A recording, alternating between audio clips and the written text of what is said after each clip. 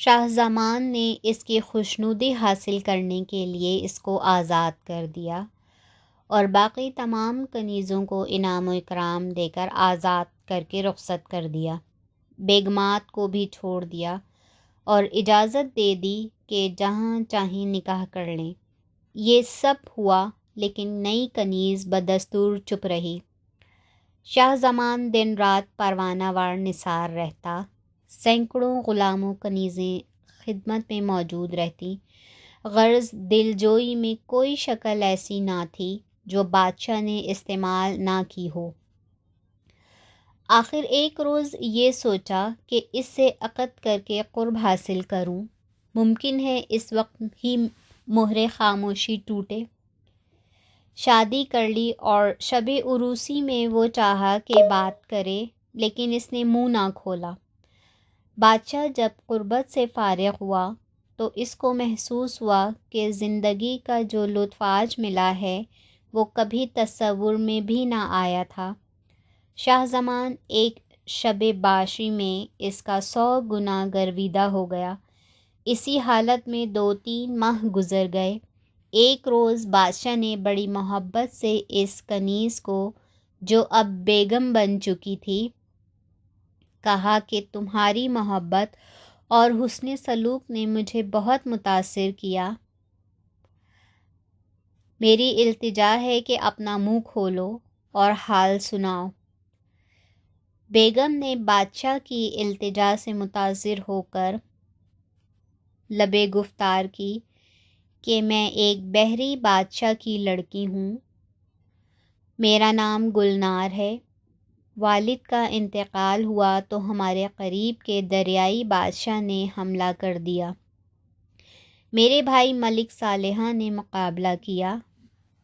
شروع میں ہم لوگ مغلوب ہو گئے تھے، لیکن دوبارہ حملہ کر کے بھائی نے اپنی سلطنت واپس لے لی۔ اسی دوران میں بھائی سے ایک بات پر میری لڑائی ہو گئی اور میں دریا سے نکل کر خشکی پر آ گئی۔ شروع میں جزیرہ قمر میں نے قیام کیا۔ وہاں ایک شخص آیا، مجھے اپنے گھر لے گیا اور شادی کرنی چاہی۔ میں نے انکار کیا اور اس کو سمجھایا کہ میں بحری مخلوق ہوں، میرا تمہارا کیا ساتھ، لیکن وہ بے وقوف نہ مانا اور زبردستی کرنی چاہی، تو میں نے اس کو ایسی سزا دی کہ زندگی بھر فراموش نہیں کرے گا۔ مجبور ہو کر اس نے مجھے کچھ نہ کہا اور تاجر کے ہاتھ فروخت کر دیا، جو آپ کے پاس لایا۔ وہ نیک آدمی تھا، اس نے مجھے کچھ نہیں کہا۔ آپ کے پاس آ کر بھی میرا ارادہ یہی تھا کہ آپ نے کوئی دوسرا طریقہ استعمال کیا تو سختی سے پیش آؤں گی، لیکن یہاں تمہاری محبت نے مجھے جیت لیا۔ میں نے وہ مہربانی دیکھی کہ تم نے اپنی بیگموں اور کنیزوں کو میرے لیے چھوڑ دیا، اور پھر بھی میرے ساتھ تمہارا تعلق والہانہ تھا۔ میرے دل میں تمہاری محبت بڑھتی گئی، چنانچہ میں نے اپنے آپ کو تمہارے حوالے کر دیا۔ آج مجھے اپنے عزیز یاد آ رہے ہیں اور جی چاہتا ہے کہ ان کو بلاؤں اور تم سے ملواؤں۔ شاہ زمان نے کہا کہ تمہیں اختیار ہے، جو چاہے کرو، لیکن یہ سمجھ لو کہ تمہارے بغیر زندہ نہیں رہ سکوں گا۔ گلنار نے بادشاہ کے سینے پہ اپنے سر کو رکھتے ہوئے کہا کہ تم خواہ مخواہ وہم کیوں کرتے ہو، میں تمہیں کبھی نہیں چھوڑ سکتی۔ جب میں نے شادی منظور کر کے اپنی عزت تمہاری نظر کر دی، اب باقی کیا رہا؟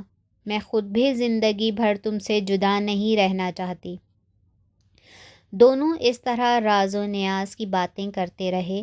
بادشاہ کی 2 آرزوئیں ایک ساتھ پوری ہو گئیں، یعنی ملکہ امید سے بھی تھی اور گفتگو بھی کرنے لگی تھی۔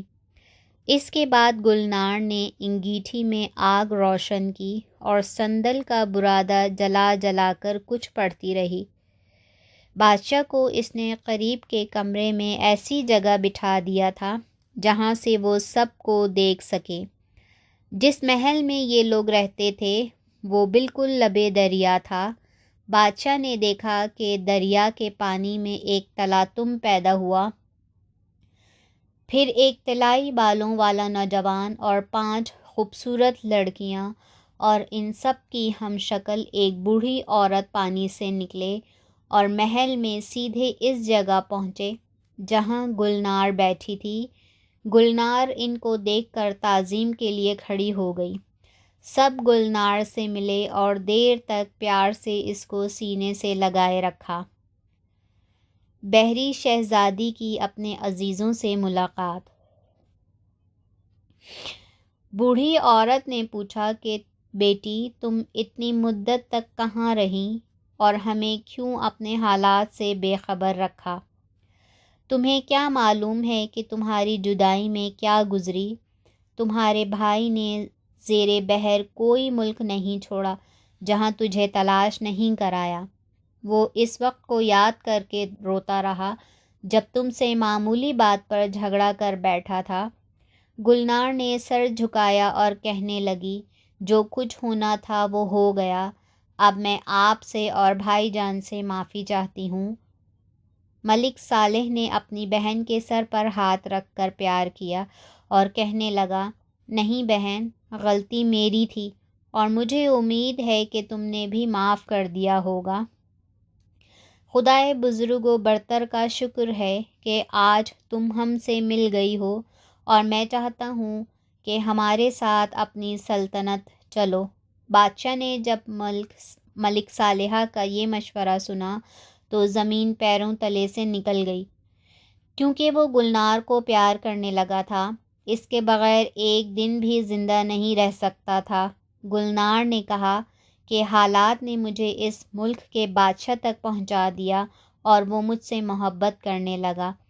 اپنی تمام بیگمات کو اس نے چھوڑ دیا اور مجھ پر بے حد احسانات کیے، چنانچہ میں اس کو چاہنے لگی اور شادی کر لی۔ اب میرا جانا دشوار ہے، شاید میں اس کی جدائی برداشت نہ کر سکوں، لیکن ملنے جلنے کے لیے حاضر ہوتی رہوں گی اور آپ سب بھی تشریف لا کر میری عزت افزائی کرتے رہا کیجیے۔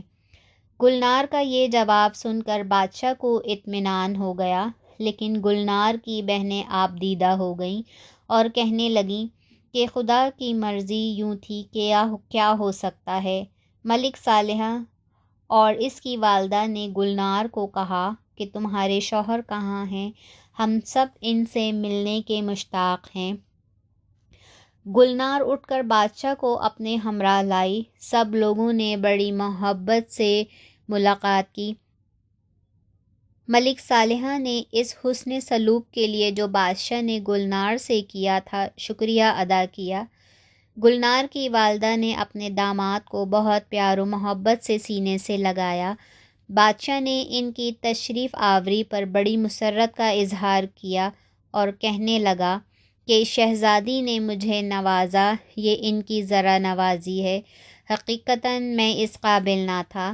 میں زندگی بھر ان کی خوشنودی مزاج کے لیے کوشش کرتا رہوں گا۔ آپ لوگوں سے عزیز داری باعث صد افتخار ہے اور مجھے امید ہے کہ کبھی کبھی غریب خانے کو اپنی آمد سے شرف ملاقات بخشتے رہیں گے۔ ملک صالح بادشاہ کی گفتگو سن کر بہت خوش ہوا کہ بڑا صالح اور قابل آدمی ہے۔ پھر دسترخوان چنا گیا اور سب نے ایک ساتھ مل کر کھانا کھایا۔ 3 روز تک بادشاہ نے سب کو مہمان رکھا اور خاطر و مدارات میں ایسا مبالغہ کیا کہ شاہان مفتقلیم نہ کر سکتے تھے۔ اس کے بعد یہ سب رخصت ہو کر جانے لگے تو گلنار نے کہا، میں امید سے ہوں، وقت ضرورت آپ کو اطلاع دوں گی۔ ملک صالح وغیرہ جس طرح آئے تھے اسی طرح واپس چلے گئے۔ بادشاہ اور گلنار کی زندگی بڑے پیار و محبت سے بسر ہوتی رہی، یہاں تک کہ ولادت کا وقت آ گیا۔ خدا نے چاند سا بیٹا دیا، اس کا نام بدر رکھا گیا۔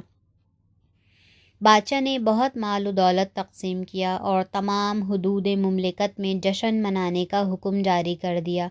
گلنار کے بھائیوں کو بھی اطلاع ملی، وہ سب بھانجے کو دیکھنے آئے اور کئی روز مقیم رہے۔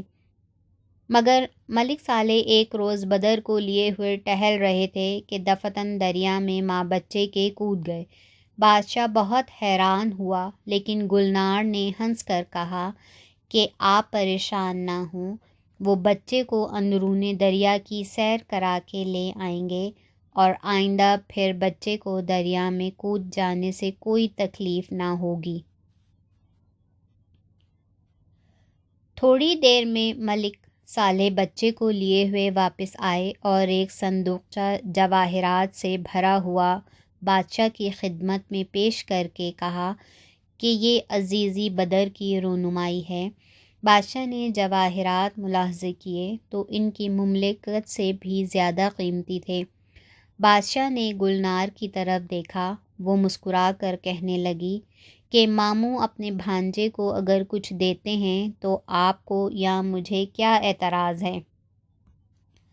ملک صالح نے کہا کہ بھائی صاحب، میری بہن پر آپ کی بڑی عنایات ہیں اور وہ آپ کو دل و جان سے چاہتی ہیں۔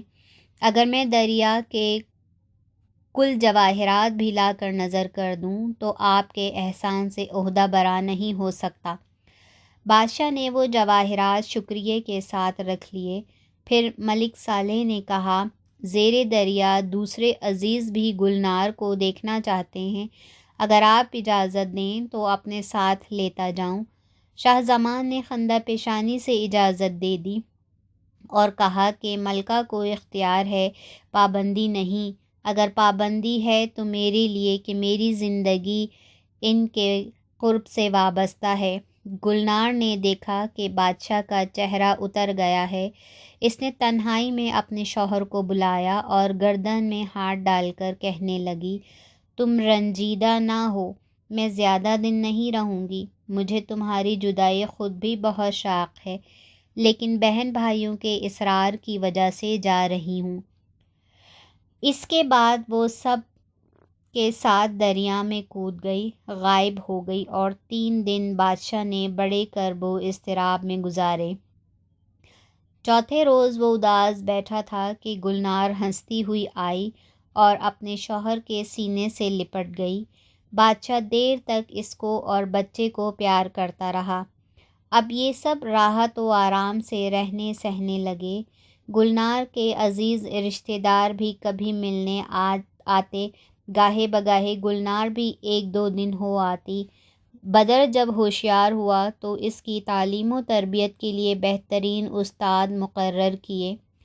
اسی طرح 15 سال گزر گئے اور تعلیم و تربیت حاصل کر کے بدر ایک جوان صالح بن گیا۔ بادشاہ نے تاج و تخت بدر کے حوالے کر دیا اور خود گوشۂ نشین ہو گیا۔ بدر نے اپنی قابلیت اور رحم دلی سے ساری رعایا کو اپنا گرویدہ بنا لیا۔ اسی دوران شاہ زمان بیمار ہوا اور ہر ممکن علاج و معالجے کے باوجود حکم الہی پورا ہوا اور انتقال ہو گیا۔ 40 روز تک صف ماتم بچھی رہی۔ گلنار کو کسی طرح قرار نہ آتا تھا۔ بدر باپ کے لیے دن رات روتا۔ ایک دن ملک صالح آیا اور بہن کو تسلی و تشفی دے کر سمجھایا کہ اس طرح سلطنت تباہ ہو جائے گی، تمہیں اپنا نہیں تو بدر کا ہی خیال کرنا چاہیے۔ وہ جو اب قابل صالح ہے، حکومت کو سنبھال لے گا۔ گلنار نے بھی سوچا کہ بھائی ٹھیک کہتا ہے، چنانچہ سوگ ختم ہوا اور بدر کے ساتھ انتظام سلطنت میں مصروف ہو گئی۔